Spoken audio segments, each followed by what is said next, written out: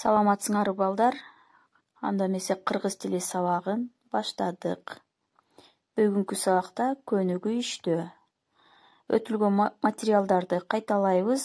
Сүрөт менен иштеп, сүйлөмдөрдү толуктап жазасыңар жана кроссворд чечмелейсиңер. Бардыңар сабакка активдүү катышкыла.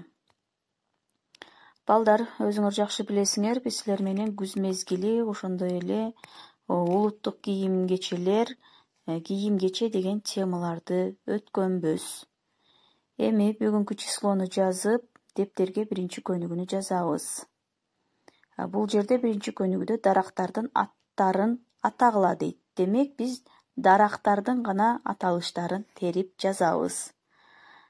Таранчы, мисалы, бул дарак эмес, бул канаттуу. Андан кийин экинчи көнүгүү сүрөт боюнча сүйлөмдөрдү толуктагыла дейт. Бул жерде сүрөттөр берилген. Ошолорго карап, мисалы, биринчи сүйлөмгө кайсы сөз туура келет. Булут бадалдын жанында жем издеп жүрөт. Туура болдубу? Жок.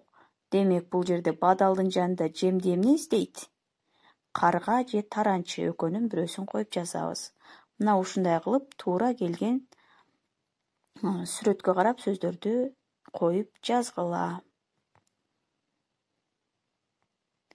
Андан кийин үчүнчү көнүгүү бул жерде ойлон, издеп, тап дейт.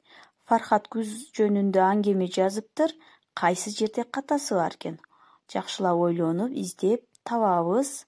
Дептерге бунун кайсыл жеринде ката кеткен болсо, оңдоп жазабыз, балдар.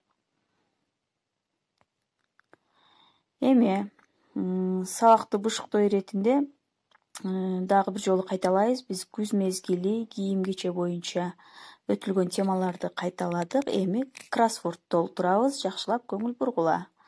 Бул жерде кроссворд берилген. Кроссворд дегенде бул эки жагынан табабыз, туурасынан жана тигине карап сөздөрдү табуу. Дептерге жазганда мына ушундай кылып дагы жазабыз. Бул жерде орусча берилген, аны кыргызчага которуп, кайсы сөздөр келип чыккандыгын таап жазасыңар. Мисал катары бул жерде мына туурасынан биринчи сөз бул булут деген сөз келип чыгат экен, ал эми тигинен бул таранчы деген сөз келип чыкты. Калганын ушундай кылып өзүңөр жазгыла. Ал эми үйгө тапшырма 4-чү көнүгүү макалдарды толуктап жазасыңар. Бул жерге кайсы сөздөр туура келет, кандай макал келип чыгат. Саламатта калгыла.